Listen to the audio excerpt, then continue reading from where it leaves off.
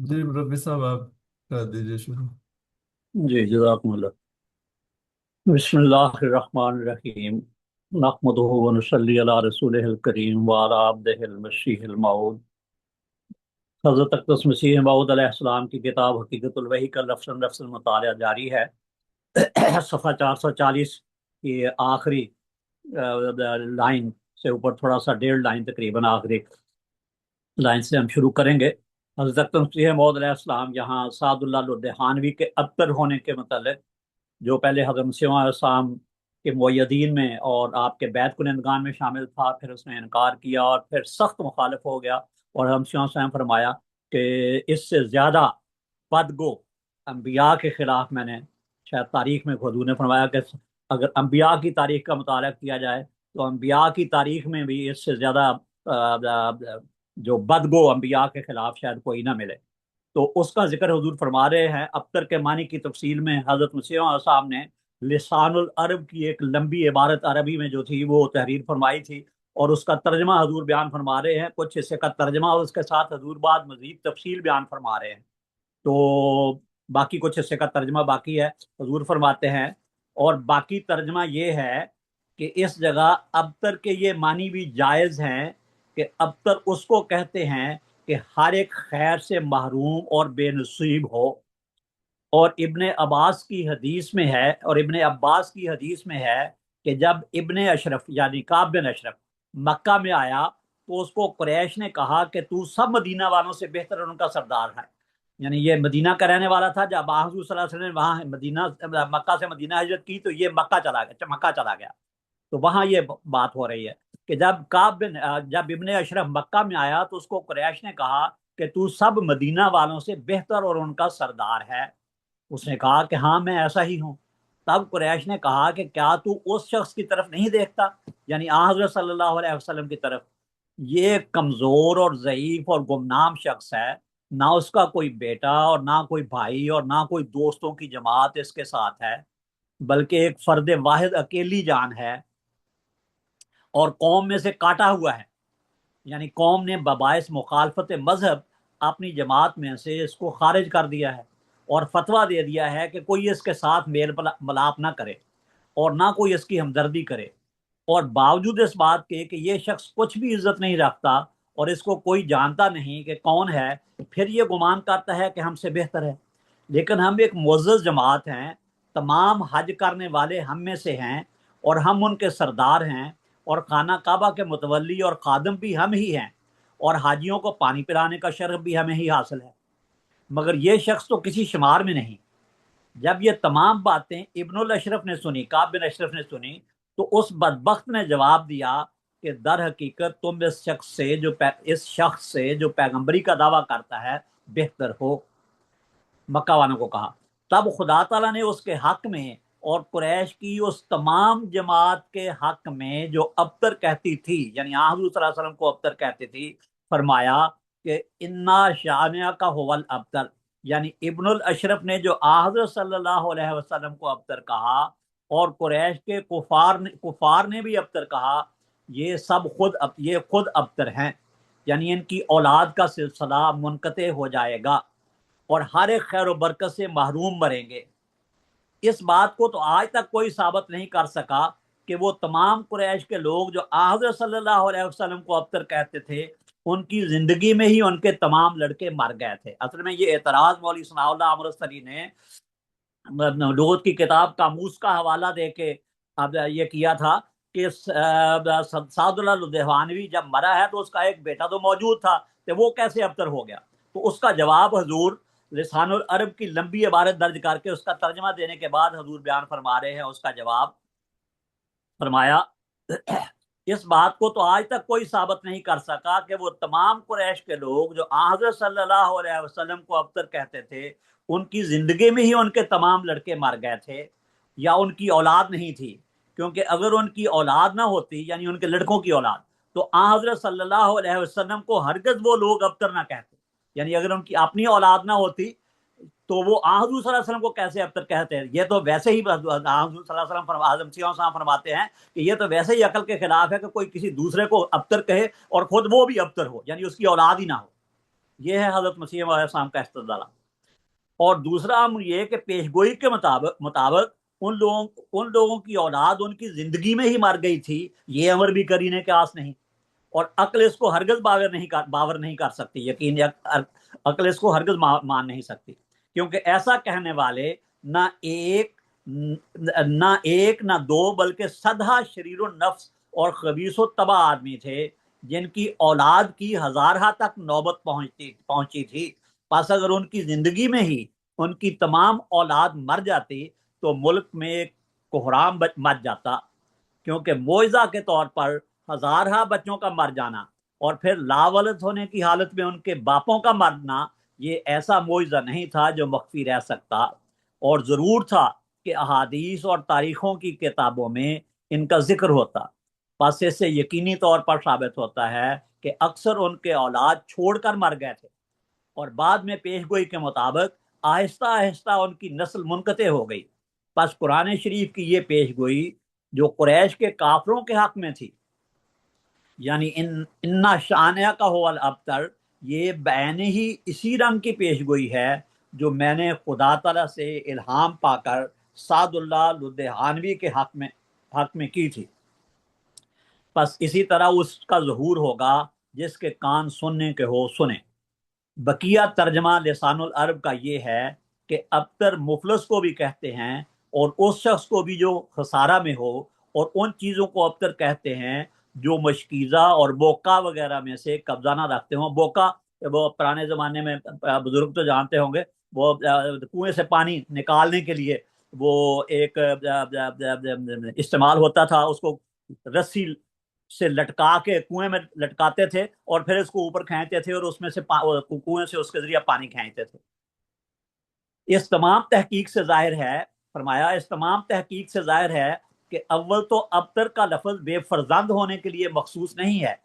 کہ یعنی ابتر صرف اسی کو نہیں کہتے کہ جس کا کوئی بیٹا نہ ہو، بلکہ ہر ایک بد نصیب اور نامراد جو نامقام اور زیاں کار رہے، یعنی ناکام و نامراد ہو، اس کو بھی ابتر کہتے ہیں، جیسا کہ سعد اللہ اپنے کاموں میں نامراد گیا، ایک تو یہ ہو گیا، اور میرے مقابل پر جو اس کی آرزو تھی سب میں اس کو نامرادی نصیب ہوئی، جیسا کہ ہم آگے چل کر بیان کریں گے۔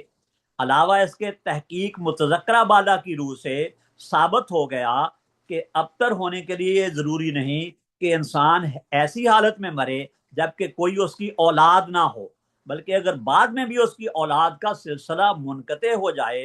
اور پوتے سے آگے نہ چلے تب بھی وہ ابتر کہلاتا ہے، جیسا کہ ہم ذکر کر چکے ہیں کہ قریش کے صدہا خبیث طبع لوگوں نے حضرت صلی اللہ علیہ وسلم کا نام ابتر رکھا تھا، اور وہ لوگ صاحب اولاد تھے، اور اسلامی تاریخ میں ثابت نہیں کیا گیا کہ ان کی حیات میں ہی ان کے بیٹے اور پوتے ہلاک ہو گئے تھے، بلکہ بعد میں آہستہ آہستہ ان کا قطع نسل ہو گیا تھا۔ سو وہ پیش گوئی جو خدا تعالیٰ کی طرف سے میرے پر ظاہر ہوئی، اس کا بھی یہی منشا تھا کہ آخر کار سعد اللہ کی قطع نسل ہو جائے گی۔ چنانچہ اس کے علامات بھی ظاہر ہو گئے کہ باوجود اس کے کہ پیش گوئی پر 12 سال کے قریب مدت گزر گئی، تب بھی سعد اللہ کے گھر میں پیش گوئی کے بعد لڑکا نہ ہوا،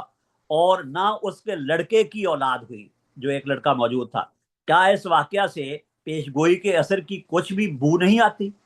کہ پیش گوئی کے بعد تخمیناً 12 سال تک سعد اللہ زندہ رہا اور جورو رکھتا تھا، اس کی بیوی تھی، مگر پھر بھی اولاد کا ہونا ایسا رک گیا جیسا کہ ایک سیلاب کے آگے بند لگایا جاتا ہے، اور لڑکا جو پیش گوئی سے پہلے بعمر 15 سال موجود تھا وہ بھی 30 سال تک پہنچ گیا اور شادی تک نوبت نہ آئی، اور سعد اللہ ایک جوان مضبوط تھا اور اس لائق تھا کہ پیش گوئی کے بعد کئی لڑکے اس کے گھر میں پیدا ہو جاتے، لیکن پیش گوئی کے بعد موت کے دن تک اس کے گھر میں کوئی زندہ رہنے والا لڑکا پیدا نہیں ہوا، اور نہ اس کے لڑکے کے گھر میں کچھ اولاد ہوئی، بلکہ اب تک وہ شادی سے محروم ہے، اور سنا گیا ہے کہ اس کی عمر 30 برس سے زائد ہے۔ پس پیش گوئی نے اپنی سچائی کو ظاہر کر دیا کہ پیش گوئی کے بعد خدا تعالیٰ نے سعد اللہ کے گھر میں نسل کا پیدا کرنا روک دیا۔ ہر ایک شخص جو کچھ حیا اور شرم کا مادہ اپنے اندر رکھتا ہے وہ سمجھ سکتا ہے کہ پیش گوئی کے ساتھ ہی آئندہ 12 برس تک سلسلہ اولاد کا قطع ہو جانا اور اسی حالت میں سعد اللہ کا مر جانا، یہ ایسا امر نہیں ہے کہ نظر انداز کیا جائے۔ جس حالت میں بدقسمت سعد اللہ کے ان کلمات کے بعد جو اس نے میری نسبت کہے، یعنی یہ کہ گویا میں اپنی تمام اولاد کے ہلاک ہو جاؤں گا اور کچھ بھی میرا باقی نہیں رہے گا اور جماعت درہم برہم ہو جائے گی، یہ اس کی پیش گوئی تھی، اور جماعت درہم برہم ہو جائے گی، خدا نے اس کی نسبت یہ الہام دیا کہ انا شانیہ کا ہوا الابتر، یعنی تو ابتر نہیں ہوگا بلکہ تیرا بدگو ہی ابتر رہے گا۔ تو آپ دیکھنا چاہیے کہ اس پیش گوئی کا نتیجہ کیا ہوا۔ صاف ظاہر ہے کہ نتیجہ یہ ہوا کہ بدقسمت سعد اللہ ابتر کے لفظ ہر معنی کی روح سے جو لغت میں کیے گئے ہیں خدا تعالیٰ کے قہر اور غضب کا مورد ہو گیا، اپنے ارادہ میں خائب و خاسر رہا، جیسا کہ ابتر کے لفظ کے ایک یہ بھی معنی ہے، اور ابھی ہم یہ معنی بھی لکھ چکے ہیں، دوسرے یہ معنی بھی اس پر صادق آئے کہ آخرکار پادریوں کا نوکر ہو کر جو دین اسلام کی توہین میں ہر وقت لگے رہتے ہیں، ذلت کی زندگی اختیار کی، اور وہ خیر اور برکت جو ایک غیرت مند اسلام کے حصہ میں آتی ہے اس سے بے نصیب ہو گیا۔ یہ اس کا نتیجہ تھا کہ محض شرارت اور دنیا داری سے حق کی مخالفت پر کمر بستہ تھا، لہٰذا اس پر یہ رجت پڑی، یہ لعنت پڑی کہ میری اطاعت کا جوا نہ اٹھایا مگر پادریوں کی اطاعت کا جوا اٹھا لیا، ان کا ملازم ہو گیا۔ بس ان معنوں کے روح سے بھی وہ ابتر ٹھہرا، بس جیسا کہ بیان کر چکا ہوں ان معنوں کے روح سے بھی ابتر ہوا کہ اس وقت سے جو اس کی نسبت خدا تعالیٰ نے فرمایا کہ انا شانیہ کا ہوا الابتر، گویا اسی دم سے خدا تعالیٰ نے اس کی بیوی کے رحم پر مہر لگا دی اور اس کو یہ الہام کھلے کھلے لفظوں میں سنایا گیا تھا کہ اب موت کے دن تک تیرے گھر میں اولاد نہ ہوگی اور نہ آگے سلسلہ اولاد کا چلے گا، اور یقیناً اس نے اس الہام کو توڑنے کے لیے اولاد حاصل کرنے کی غرض سے بہت کوشش کی ہوگی، مگر وہ کوشش ضائع گئی، آخر نامراد مرا اور ابتر کے ہر ایک معنی اس پر صادق آ گئے۔ اور دوسری طرف جو میری نسبت حضرت مسیح موعود فرماتے ہیں، اور دوسری طرف جو میری نسبت وہ بار بار بد دعائیں کرتا تھا کہ یہ شخص مفتری ہے، ہلاک ہو جائے گا اور اولاد بھی مرے گی اور جماعت متفرق ہو جائے گی، جماعت منتشر ہو جائے گی، اور اس کا نتیجہ یہ ہوا کہ اس الہام کے بعد، یعنی الہام انا شانیہ کا ہوا الابتر کے بعد 3 لڑکے میرے گھر میں پیدا ہوئے اور 3 لاکھ سے زیادہ جماعت ہو گئی اور کئی لاکھ روپیہ آیا اور کئی عیسائی اور ہندو میری دعوت سے مسلمان ہوئے۔ بس کیا یہ نشان نہیں اور کیا یہ پیش گوئی پوری نہیں ہوئی؟ اور یہ کہنا کہ سعد اللہ کے لڑکے کی عبد الرحیم کی دختر سے نسبت ہو گئی ہے اور شادی ہو جائے گی اور اولاد بھی ہوگی، یہ ایک خیالی پلاؤ ہے اور محض ایک گپ ہے۔ اس کے اوپر ہم نے چھوٹا سا حاشیہ تحریر فرمایا یہ اسی طرح کی امید ہے، یعنی لڑکے کا رشتہ طے ہو جانا اور اس سے پھر آگے یہ خیال کرنا کہ اس کے آگے اولاد ہو جائے گی اور سعد اللہ کی نسل چلے گی۔ ہمشوان سے فرمایا یہ اسی طرح کی امید ہے جیسا کہ عبدالحق غزنوی ثم امرتسری نے مباہلہ کے بعد اپنی نسبت مباہلہ کا اثر یہ ظاہر کیا تھا کہ میرا بھائی مر گیا ہے، اس کی بیوی سے میں نے نکاح کیا ہے اور اس کو حمل ہو گیا ہے اور اب اس کو لڑکا پیدا ہوگا، اور وہ مباہلہ کا اثر سمجھا جائے گا، یعنی مباہلہ ناکام ہوا صاحب نے جو اس کے دعا کی تھی عبدالحق، یہ سمجھا جائے گا، مگر اس حمل کا حضور فرماتے ہیں مگر اس حمل کا انجام یہ ہوا کہ کچھ بھی پیدا نہ ہوا اور اب تک وہ باوجود گزرنے 14 برس کے نامرادی اور ذلت کی زندگی بھوگت رہا ہے، اور برخلاف اس کے مباہلہ کے بعد میرے گھر میں کئی لڑکے پیدا ہوئے اور کئی لاکھ انسان نے بیعت کی اور کئی لاکھ روپیہ آیا اور دنیا کے کناروں تک عزت کے ساتھ میری شہرت ہو گئی، اور اکثر دشمن مباہلہ کے بعد مر گئے اور ہزارہ نشان آسمانی میرے ہاتھ پر ظاہر ہوئے۔ حاشیہ ختم ہوا، اصل عبارت کی طرف چلتے ہیں۔ صفحہ 444 آخری حصہ ہے صفحے کا۔ فرمایا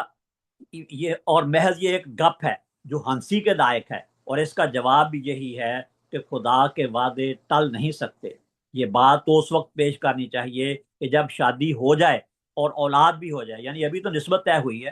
یہ بات اس وقت پیش کرنی چاہیے کہ جب شادی ہو جائے اور اولاد بھی ہو جائے۔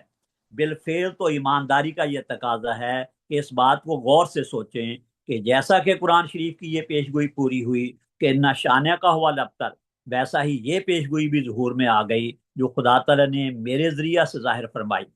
کیونکہ جیسا کہ میں بیان کر چکا ہوں اسی روز سے جب کہ خدا تعالیٰ نے اس کی نسبت مجھے یہ خبر دی کہ یہ انا شانہ کا ہوا لبتر، جس کو آج تک 12 برس گزر گئے، اسی وقت سے اولاد کا دروازہ سعد اللہ پر بند کیا گیا، اور اس کی بد دعاؤں کو اسی کے منہ پر مار کر خدا تعالیٰ نے 3 لڑکے بعد اس الہام کے مجھ کو دیے، اور کروڑا انسانوں میں مجھے عزت کے ساتھ شہرت دی، اور اس قدر مالی فتوحات اور آمدنی نقد اور جنس اور طرح طرح کے تحائف مجھ کو دیے گئے کہ اگر وہ سب جمع کیے جاتے تو کئی کوٹھے ان سے بھر سکتے تھے۔ سعد اللہ چاہتا تھا کہ میں اکیلا رہ جاؤں، کوئی میرے ساتھ نہ ہو، پس خدا تعالیٰ نے اس آرزو میں اس کو نامراد رکھ کر کئی لاکھ انسان میرے ساتھ کر دیا، اور وہ چاہتا تھا کہ لوگ میری مدد نہ کریں، مگر خدا تعالیٰ نے اس کی زندگی میں ہی اس کو دکھلا دیا کہ ایک جہان میری مدد کے لیے میری طرف متوجہ ہو گیا، اور خدا تعالیٰ نے وہ میری مالی مدد کی کہ 100 برس میں کسی کی ایسی مدد نہیں ہوئی۔ اور وہ چاہتا تھا کہ یعنی سعد اللہ چاہا، اور وہ چاہتا تھا کہ مجھ کو کوئی عزت نہ ملے، مگر خدا نے ہر ایک طبقہ کے ہزارہ انسانوں کی گردنیں میری طرف جھکا دیں، اور وہ چاہتا تھا کہ میں اس کی زندگی میں ہی مر جاؤں اور میری اولاد بھی مر جائے، مگر خدا تعالیٰ نے میری زندگی میں اس کو ہلاک کیا، اور اس کے الہام کے دن کے بعد 3 لڑکے اور مجھ کو عطا کیے، پس یہ موت اس کی بڑی نامرادی اور ذلت کے ساتھ ہوئی، اور یہی پیشگوئی میں نے کی تھی جو خدا تعالیٰ کے فضل سے پوری ہو گئی۔ فرمایا اور وہ پیشگوئی جس میں نے لکھا تھا کہ نامرادی اور ذلت کے ساتھ میرے روبرو وہ مرے گا، وہ انجام آتم میں عربی شعروں میں ہے، اور وہ یہ ہیں۔ حضرت شاہ صاحب نے انجام آتم سے عربی شعر درج فرمائے ہیں، اور ان کا ترجمہ بھی ساتھ فرمایا ہے۔ وہ عربی شعر میں ان کا ترجمہ پڑھتا ہوں۔ فرمایا وَمِنَ اللِّعَامِ أَرَى رُجَالًا فَاسِقًا غَوْلًا لَعِينًا نُطْفَةَ الصُّفَحَاءِ، جس کا ترجمہ حضور نے فرمایا ہے، اور لئیموں میں سے یعنی کمینے لوگوں میں سے ایک فاسق آدمی کو میں دیکھتا ہوں کہ ایک شیطان ملعون ہے، سفیہوں کا نطفہ، شخص خبیث مفسد و مزور نحس یسمى الصاد فی الجہلائی، بدگو ہے، یعنی انتہائی بدگو ہے اور خبیث اور مفسد اور جھوٹ کو ملمع کر کے دکھلانے والا منحوس ہے، جس کا نام جاہلوں نے سعد اللہ رکھا ہے۔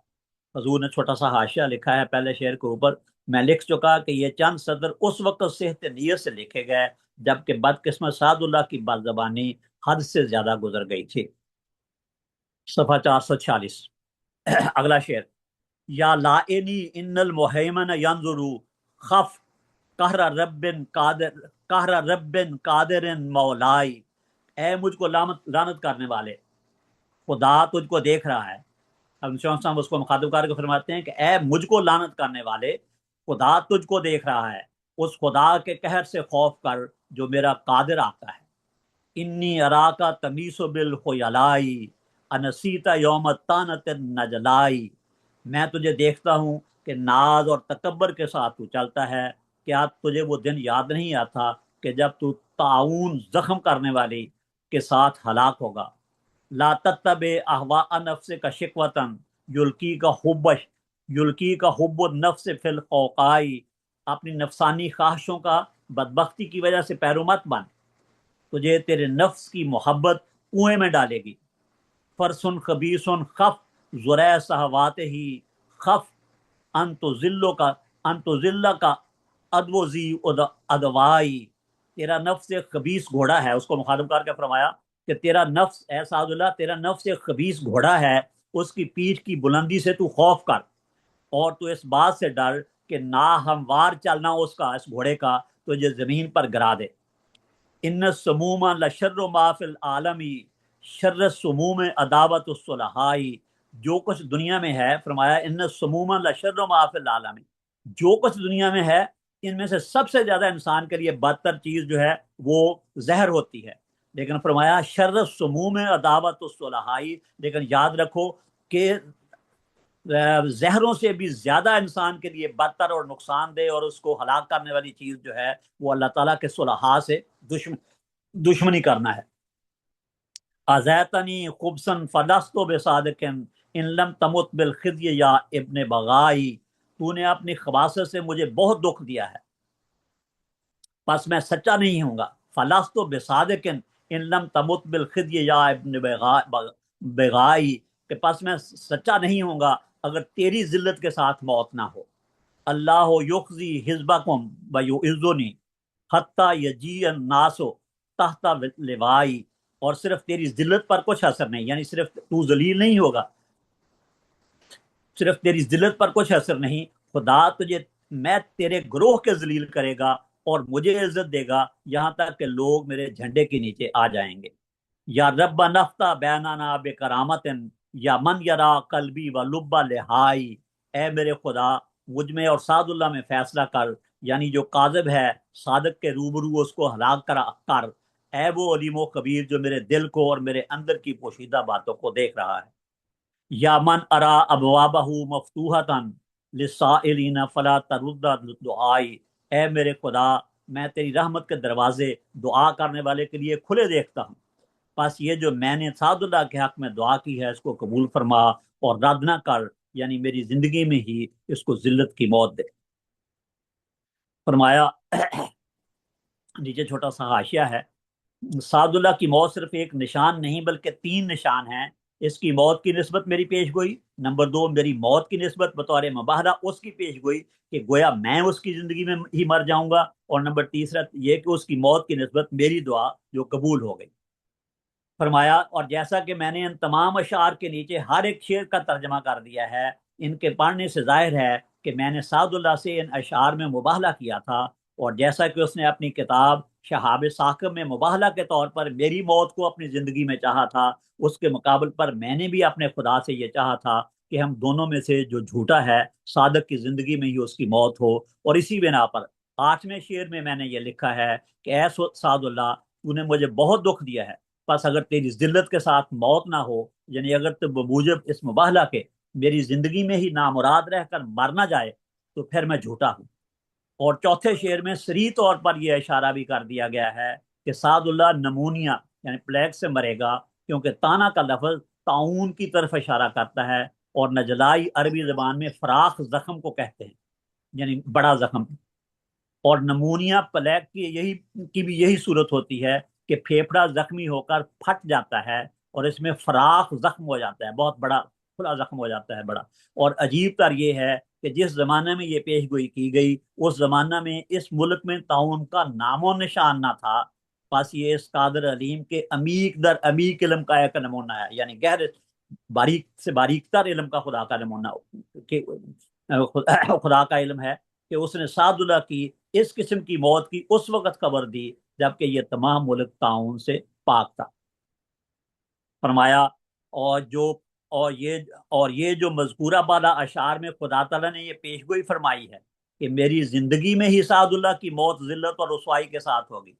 ये पेशगोई पूरे तौर पर ज़हूर में आ गई और नमूनिया प्लेग ने चंद घंटे में ही उसका काम तमाम कर दिया, और जनवरी 1907 के पहले ही हफ्ता में वो इस दुनिया से गुजर गया। मगर इस जगह तबन सवाल पैदा होता है कि ऐसी पेशगोई क्यों की गई थी और क्यों इसकी गालियों पर सब्र ना किया गया। इसका जवाब यह है कि इस पेशगोई से 4 बरस पहले सादुल्लाह ने मेरी मौत की निस्बत और तमाम जमात के मुर्तद और मुंतशिर होने की निस्बत पेशगोई में अपनी किताब निस्बत पेशगोई अपनी किताब शहाब साकिब में शाये की थी, और इसमें उसने साफ तौर पर लिखा था कि ये शख्स यानी शाम का मतलब नाउजुबिल्लाह कि ये शख्स कज़ाब और मुफ्तरी है, इसलिए वो जिल्लत की मौत से मरेगा और इसलिए वो जिल्लत की मौत से मरेगा और इसकी जमात मुतफर्रक और मुंतशिर हो जाएगी, और बहुत गंदे अल्फाज के साथ मेरी हलाकत की खबर दी थी। इसलिए खुदा तआला की गैरत ने जो वो सादकों के लिए रखता है उसकी पेशगोई को उसी पर उल्टा दिया। बदकिस्मत सादुल्लाह ने अपनी किताब में जिसका नाम उसने रखा है शहाब साकिब बरमसीह काजिब, जिसके मानी हैं कि इस झूठे मसीह पर आग पड़ेगी, हजूर ने हाशा लिखा है एक फिक्रे का, फरमाया ताउन भी एक आग है जिस आग से सादुल्लाह हलाक हुआ, यानी वो आग हजम साउंड के लिए मांगता था लेकिन अल्लाह ताला ने वो आग उस पे ऊपर नाजिल की।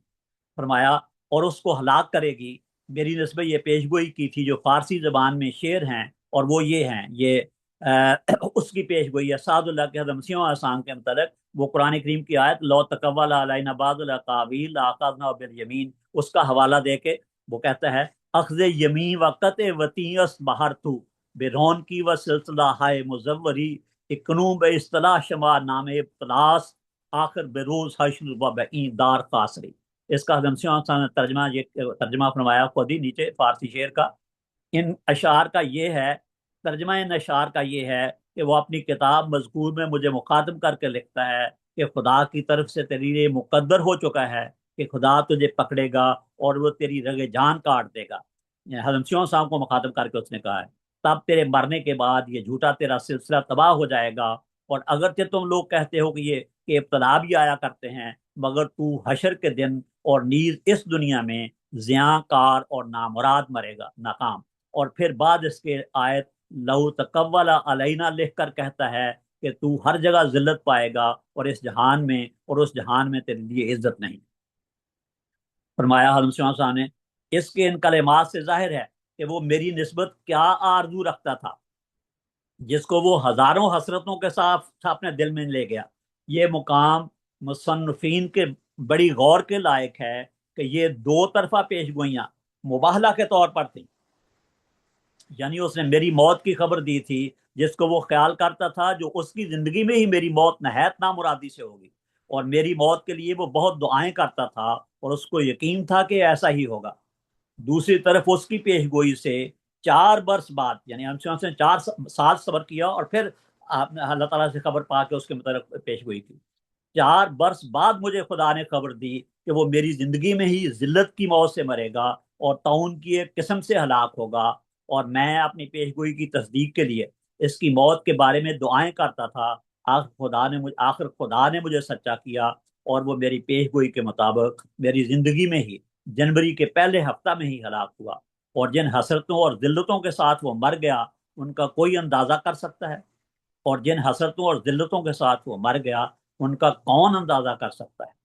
اور یہ حسرت اور ذلت کو تھوڑی نہیں کہ جس کی وہ موت چاہتا تھا اور جس کے لیے وہ اپنی پیشگوئی شائع کر